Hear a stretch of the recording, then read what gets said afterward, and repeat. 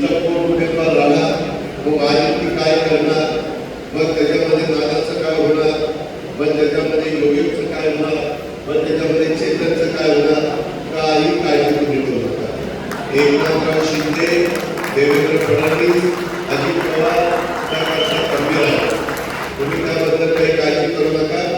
आम्हालाही कळतंय कुठल्या कार्यकर्त्याला कशा पद्धतीने संधी द्यायची, कुणाला एमबीए करायचं, कुणाला एमएससी करायचं, कुणाला आणखी दुसरं त्या ठिकाणी पाठवायचं, राज्यसभेवर म्हणा आणखी कुठं म्हणा, त्याबद्दल आपण काही काळजी करू नका.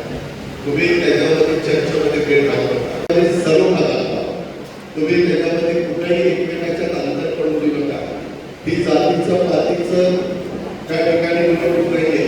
त्याच्यावर जाती पातीचा नात्या होत्याचा विचार माझ्या महायुतीच्या सर्व घटकांनी अजिबात करता येत नाही, करता कामा नये. फक्त एकमेव ध्येय ते म्हणजे तिसऱ्यांदा मोदी साहेबांना या देशाचा पंतप्रधान करायचं. मित्रांनो, मग काय करायचं? संविधान बदलणं. कोण संविधान बदलणार आहे? कोणी सांगितलं? मोदी साहेब सगळीकडे सांगतायत, आज आम्ही सगळीकडे सांगतोय. घटनेचे शिल्पकार डॉक्टर बाबासाहेब आंबेडकरांनी इतकं सुंदर संविधान आपल्याला दिलेलं आहे. त्यामुळे 75 वर्ष तुमचा माझा देश एकसंघ राहिलेला आहे. सगळे आपण एकोप्याने भारतीय म्हणून तिथं वावरतोय. त्याच्यामुळं निव्वळ ती अफवा आहे, निव्वळ ती दिशाभूल आहे, निव्वळ लोकांच्या मनामध्ये संभ्रमावस्था निर्माण करण्याचं काम करण्याच्या प्रकारचा निधी तुमच्या माझ्या राज्यामध्ये आणण्याच्या करता मोदी साहेबांच्या विचाराचा, मोदी साहेबांना पाठिंबा देणारा खासदार त्या ठिकाणी निवडून दिला पाहिजे. महायुतीमध्ये 48 खासदार उभे राहिले. त्याच्यामध्ये कुणाचं काही ठिकाणी कमळ फुल आहे, कुणाची काही ठिकाणी घड्याळ फुल आहे, कुणाची काही ठिकाणी धनुष्यबाण फुल आहे. आपल्याला ते पण सांगावं लागेल की बाबा या शिरूर लोकसभा मतदारसंघामध्ये घड्याळ फुल आहे. ते नरेंद्र मोदी साहेबांना तिथं पाठिंबा देणार. माझ्या मावळ लोकसभा मतदारसंघात धनुष्यबाण फुल आहे. ते मोदी साहेबांना तिथं श्रीरंग अप्पा बारगेंच्या रूपाने पाठिंबा देणार आहे. इथं शिवाजीराव आढळराव पाटलांच्या रूपाने पाठिंबा देणार आहे. त्या बारामतीमध्ये सुनेत्रराव पवार यांची घड्याळ फुल आहे. ते त्या ठिकाणी मोदी साहेबांना पाठिंबा पंतप्रधान होण्याच्या करता देणार. आणि आपल्या पुणे शहरामध्ये आपले माजी महापौर मुरलीधर मोहोळ हे त्या ठिकाणी कमळची फूल घेऊन उभे, ते तिथं पाठिंबा देणार आहे. अशा पद्धतीनं मतदारांच्या पर्यंत पोहोचण्याचं काम आपल्याला करावं लागेल. आपण राहून चालणार नाही. आपल्या शिरूर लोकसभा मतदारसंघामध्ये माझ्या भोसरी आणि हडपसर या 2 विधानसभा मतदारसंघाचं मतदान किती आहे?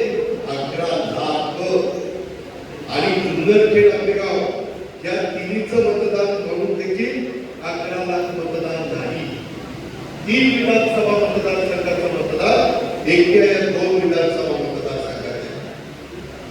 मागची निवडणूक वेगळी होती. माझी आणि माझ्या सरकारांची भूमिका वेगळी होती. योगेश नाना यांची भूमिका वेगळी होती. आणि त्याच्यामुळं आता बदल झालेला आहे. अजिबात हलक्या कारणाचं राहू नका. कुणीतरी काहीतरी एकमेकाच्या बद्दल गैरसमज निर्माण करतील. कुठल्याही परिस्थितीत गाफील राहता कामा नये. उद्याच्या महानगरपालिकेला देखील आपण योग्य निर्णय घेऊ. आमदारकीला पण आपण योग्य निर्णय घेऊ. त्या संदर्भामध्ये एकनाथराव आणि देवेंद्रजी आणि आठवले साहेब आरपीआयचे इतर घटक आणि राजसभा आम्ही सगळेजण मिळून त्या बाबतीमध्ये कसा न्याय देता येईल. कारण आम्ही देखील गाव पातळीवर, स्थानिक पातळीवर काम करणारे कार्यकर्ते. एकदा आम्ही काही उपमुख्यमंत्री पदापर्यंत, मुख्यमंत्री पदापर्यंत पोहोचलेलो नाही. त्याच्यामुळं कार्यकर्त्याला कसं सांभाळायचं, कार्यकर्त्याचं काय मत आहे, कार्यकर्त्याला कशी ताकद द्यायची, कार्यकर्त्याच्या अडचणी कशा सोडवायच्या, या सगळ्यांची बारकाईने जाण हे एकनाथराव, देवेंद्रजी आणि अजित पवारला आहे. त्यामुळं त्या बाबतीमध्ये महायुतीचे सर्व घटक पक्षांनी कुठल्याही प्रकारे काही विचार करण्याची, तुम्ही खासदार म्हणून त्यांना निवडून दिलेलं होतं त्यांच्या सभापतीचे, परंतु वर्ष मध्ये मध्येच मला म्हणायला लागले, डॉक्टर बोलले की दादा मला राजीनामा द्यायचा, माझं काम नाही दादा, माझं काम मी सेलिब्रिटी, मी सिनेमामध्ये काम करणारा दट आहे, मी अभिनेता, मी मालिकेमध्ये काम करणारा त्या ठिकाणी कलावंत आहे, मी नाटक करणारा त्या ठिकाणी कलावंत आहे आणि त्याच्यावर माझं नुकसान होत आहे, मला राजीनामा द्यायचा. मित्रांनो, तुम्हाला मी स्पष्ट सांगतो, मी खरं बोलणारा स्पष्ट सांगणारा कार्यकर्ता आहे. मी म्हणलं बाबाने लोकांनी 5 वर्ष करता निवडून दिलं, जरा कळून टाकून जरा कळून टाक 5 वर्ष होते नको बाबा उभा, परत मी नाही म्हणणार तुला उभा राहा. परंतु काय आता त्यांना झालं, आता पुन्हा जोर बैठका सुरू झाल्यात आणि आखाड्यामध्ये आलेले. मित्रांनो, बरोबरच मी सांगतो ते मला म्हणायचे, आता मी सेलिब्रिटी आहे, त्यांनी किती संपर्क ठेवला आपल्याला माहिती आहे, ते किती अवेलेबल आहेत ते आपल्याला माहिती आहे. त्यांना अनेकदा त्यांच्या ज्या सिरियल असायच्या त्याच्या संदर्भातलं शूटिंग असायचं, त्याच्यावर त्यांना मुंबईला जावं लागायचं. तुम्हाला आता हवेली आणि शिरूर लोकसभा मतदारसंघाला ठरवायचं की तुम्हाला काय सम्राट खासदार पाहिजे का दंड सम्राट खासदार पाहिजे, हे तुम्ही त्या ठिकाणी बघा.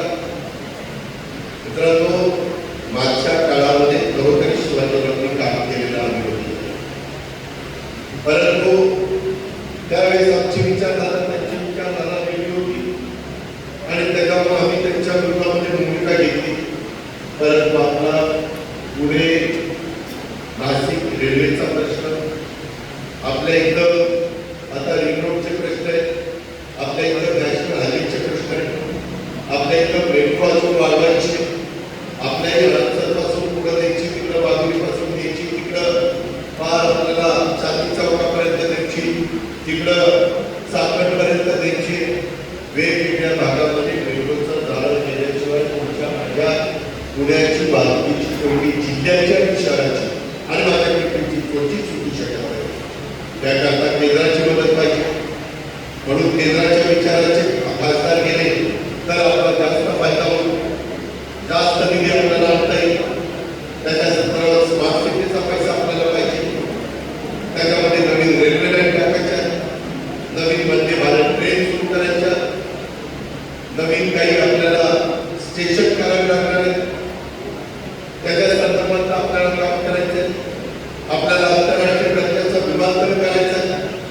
आताच्या विमानतळाचा टर्मिनल नंबर 500 कोटी रुपयाचं उद्घाटन ऑनलाईनवर पंतप्रधानांनी केलं, परंतु तो डिफेन्सचा एअरपोर्ट आहे, जोपर्यंत वेगळा 2 धावपट्टी असणारा विमानतळ पुण्याकरता आपण तयार करत नाही, तोपर्यंत आंतरराष्ट्रीय दर्जाचे फ्लाईट पुन्हा तू ते तो देश त्या सुरू होऊ शकत नाही. अशा अनेक बाबी त्याच्यामध्ये आहेत. पोर्ट आहे, इतर वेगवेगळ्या उपक्रमांवर गुंतवणूक आहे.